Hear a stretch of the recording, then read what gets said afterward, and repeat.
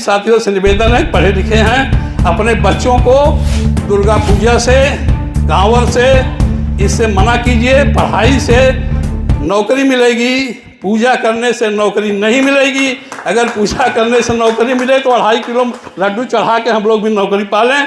इसी के साथ अगर हमारी वाणी से किसी को कष्ट पहुंचा हो तो हम चलते हैं। अंत में एक अध्यक्ष जी एक निवेदन करके आपसे हम जाएंगे।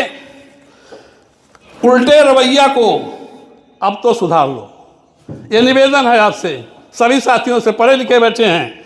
उल्टे रवैया को अब तो सुधार लो, दुश्मन को छोड़ अब दोस्त को पुकार लो, आर्यों को कार्यों का कर लो हिसाब जी। नेक थी सोच और नेक थे ख्वाब जी, छल कपट का जो लिया सहारा उसका क्षय हो, किया हो फेरबदल इतिहास में उसका क्षय हो।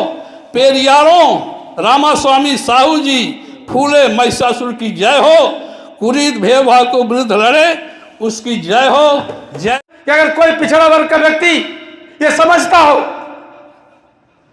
कि भारतीय जनता पार्टी उसको लाभ दे देगी या भारतीय जनता पार्टी से लाभ पा जाएगा, तो बहुत बड़ी भूल कर रहा है। और ऐसी भूल को हमको जगाना होगा, उसको समझाना होगा, उसको बताना होगा, ये भूल मत करो। भारतीय जनता पार्टी कभी भी पिछड़ों की हितैषी नहीं हुई है, न होने वाली है। तो इसमें हमको सोचने की जरूरत है, विचार करने की जरूरत है। और गांव गांव चल करके मोक्ष कल्याण संस्थान यही काम कर रहा है। शिक्षा जागरूकता के साथ साथ हम गांव गांव जाकर के ये बात बताने का काम कर रहे हैं कि भारतीय जनता पार्टी मनवाद को मजबूत करने वाली पार्टी है, सवर्णों को मजबूत करने वाली पार्टी है, ये पिछड़ों का भला कभी नहीं कर सकती। इसलिए अगर कोई भाई हमारे भारतीय जनता पार्टी में बने हुए हैं, भारतीय जनता पार्टी के पक्ष में बात करते हैं, तो उनसे हमको मिलने की जरूरत है, उनसे बात करने की जरूरत है, उनसे समझाने की जरूरत है। अगर उनको किसी लालच संस्थान शिक्षा पे खास करके स्पेशली मोक्ष कल्याण संस्थान शिक्षा पे ही कार्य कर रहा है। मोक्ष समाज के बच्चों को फ्री कोचिंग निःशुल्क पाठशालाएं प्रोवाइड करवा रहा है।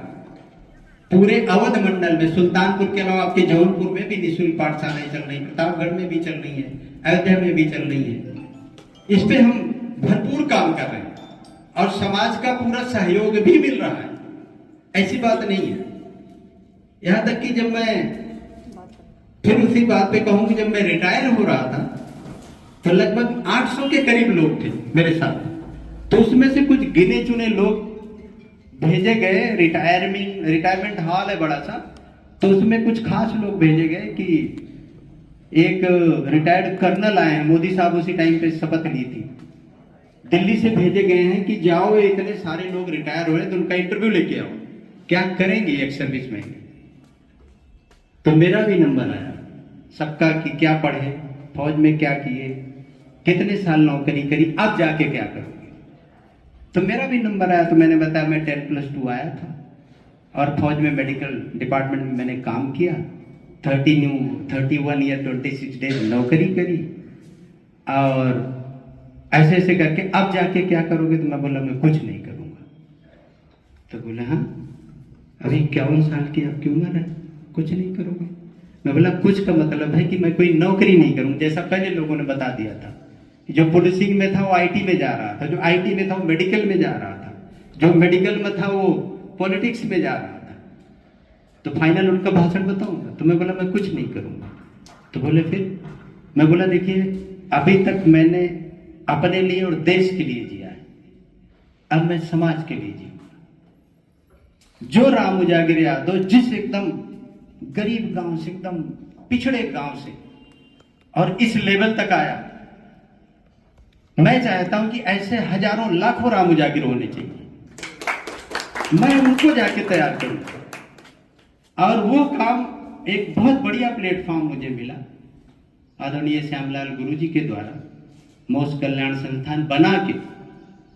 इस वीडियो को लाइक करें हमारे चैनल को सब्सक्राइब करें और बेल आइकन जरूर प्रेस करें हमारी न्यू वीडियो सबसे पहले देखने के लिए।